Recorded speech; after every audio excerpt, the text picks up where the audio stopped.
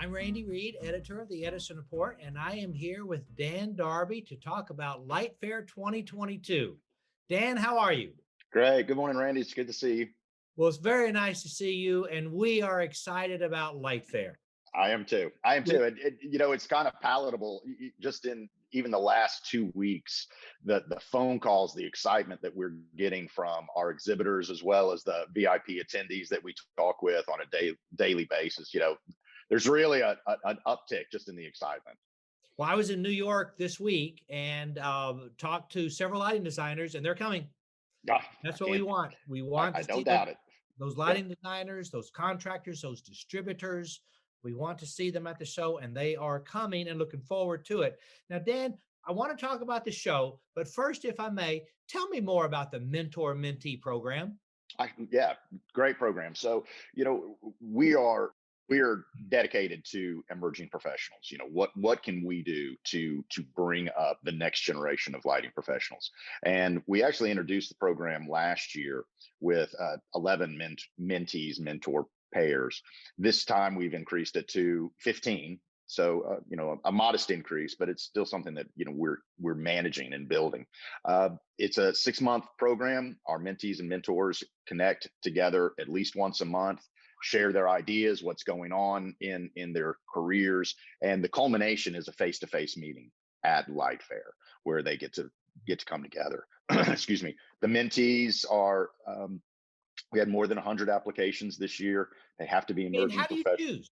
How do you choose 15 out of 100? What are you looking for? That's a great question. So it's between 1 to 3 years experience. So we look at experience, we look at geography. To be honest, we look at their particular discipline and how we can partner them with our mentors as well. So we try and put like-minded career people together. Okay, so, I understand. Yeah. And then your mentors, do they apply also? They do apply as well. Yes. Yeah. And, it's a who's list of folks that have been in the industry for years, who continue to support the industry. Mark Loeffler, Daniel Salinas, Larry Lieberman, Laura Crawley, Cawley, just the folks that you would want to be mentored by. Sure. Well, I was mentored by a guy named Dave Tallman about 40 years ago. And all he did is he just took me to a bar and he got me drunk. And that was our mentor program at the time. So network connections are very important. So it's really good, and good for you guys for doing that, because it means so much. And it really does give these young people a tremendous opportunity to really, I think, get involved in the industry and understand it, and to be able to find someone like a Dan Salinas that you can ask any question you want about anything, I think is a great opportunity. So thank y'all for doing that. Well, it is a great opportunity, and it certainly is in line with the mission of our owners, IALD and IES. Obviously, their members are the people who are our mentors.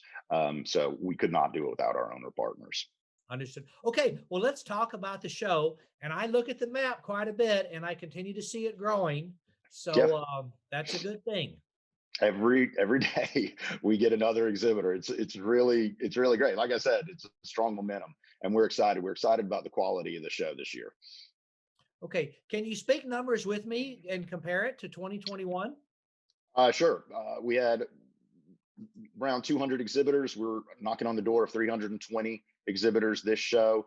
The show, is 3 times larger than it was in October. So it's going to be a really strong event with the lines that specifiers, architects, designers want to see.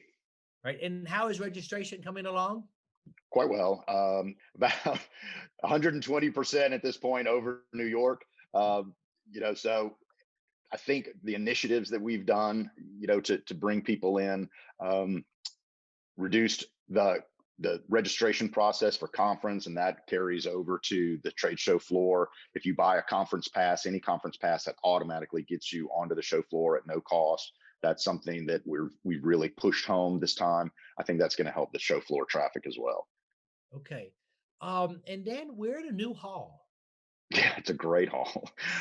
West Hall at the Las Vegas Convention Center. So if anyone is familiar with with the Las Vegas Convention Center, it was more or less an L with the South Hall on the far right side. It turns a corner from Central over to North.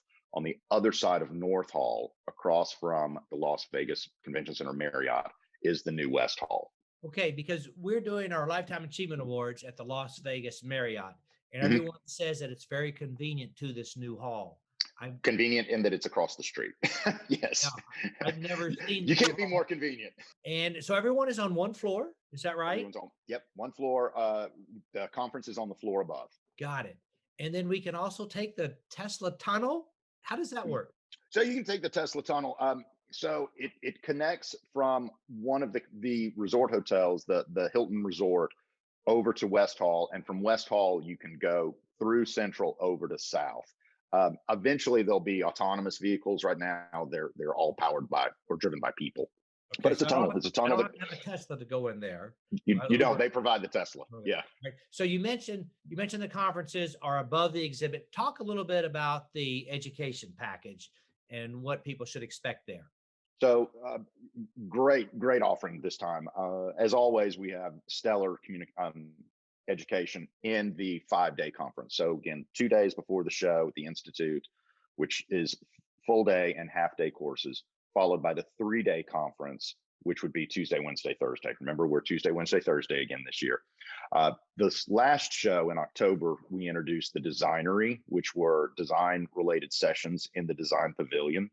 This show, based on the success of the Designery, we've also added Tech Talks in the Smart Pavilion and Outdoor Exchange in the Outdoor Pavilion. All of the on-floor courses are free, and they're right there conveniently for the attendee who doesn't want to leave the show floor.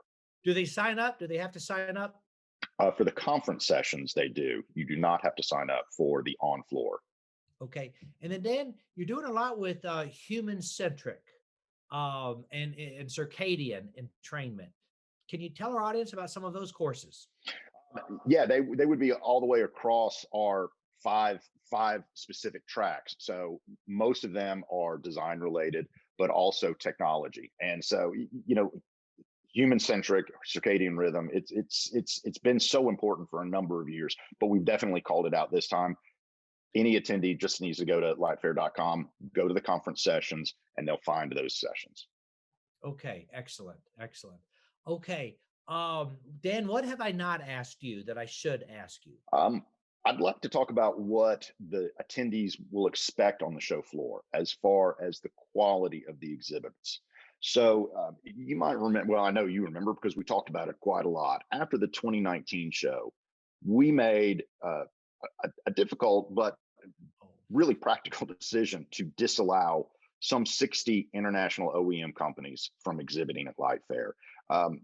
The reasons were clear.